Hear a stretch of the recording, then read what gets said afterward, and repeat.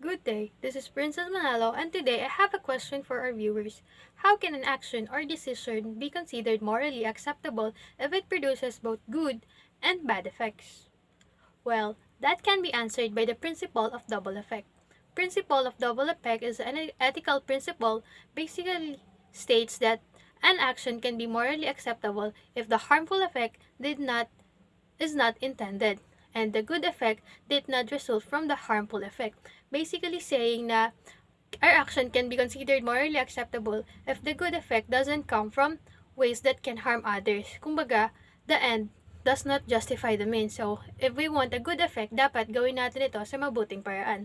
And if the harm then is not intended, for example, a firefighter is rescuing a child from a burning building. But during the rescue, the firefighter caused damage to the building. So instead of the building being just little damage, it become massively damaged. Pero the firefighter was able to save the child. So that is one example of the principles of double effect.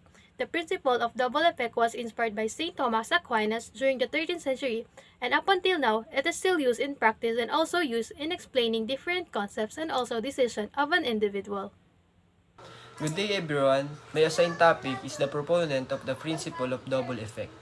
The main and original proponent of the principle of double effect is Saint Thomas Aquinas. He was an Italian philosopher, theologian, and one of the most influential thinkers in the Catholic Church. Saint Thomas Aquinas introduced the principle of double effect in his famous work, Summa Theology. While discussing the morality of or self-defense, he explained the single action can have two effects, one good and one bad. Today, the principle of double effect is widely used in ethics, medicine, law, and philosophy to help people make moral decisions when an action may have both positive and negative consequences. Have you ever experienced doing something good, but something bad happened as a side effect? The question is, does that automatically make our action wrong? For an action to be considered moral, it must satisfy these four conditions. Number 1, the action itself must not be evil. Number 2, your intention must be good. Number 3, you must not do something bad just to achieve a good result.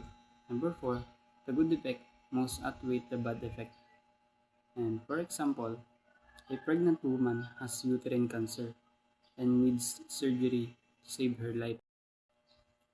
The good effect is that the mother life is saved. The bad effect is the baby may not survive.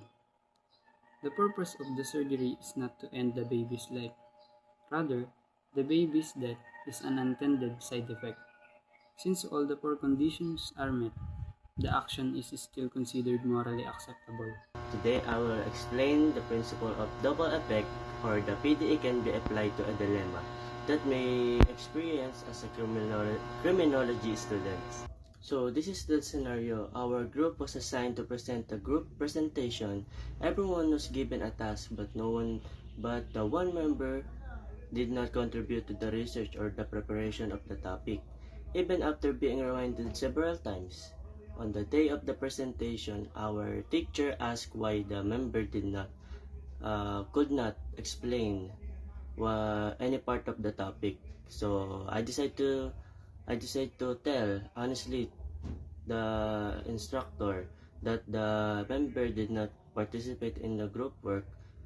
At first, they may seems that like I'm getting my classmate embarrassed or feel down like that. But however, when we apply the principle of double effect, we can see why the action is ethical acceptable. So the first element, or the my first intention, is not to embarrass or punish my classmate. My goal is to be honest and make sure that everyone receive a fair grade based on the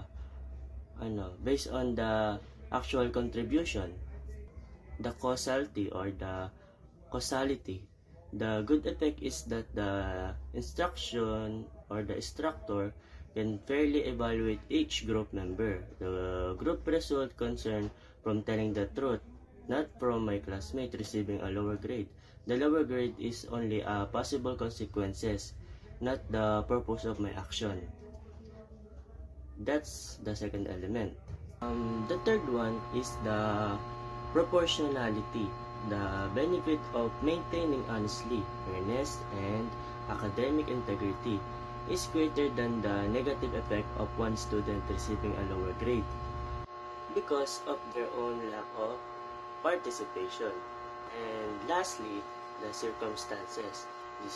This situation is serious because grades should reflect each student effort. Before telling the instructor, we already reminded and encouraged our classmates to help with the project, but they still choose not to participate. Therefore, we made reasonable effort to avoid the negative outcome. So that's the principle of the double effect.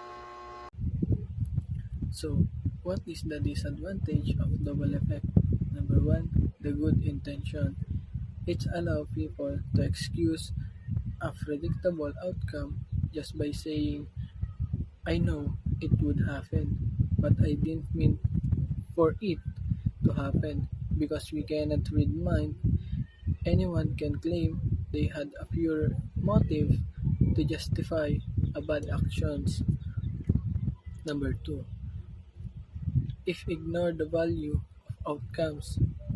If you know the bad result is going to happen and you proceed anyway, you are fully responsible for it. Number three, no clear way to measure balance. The principle states that the good effect must be proportionate to the bad effect.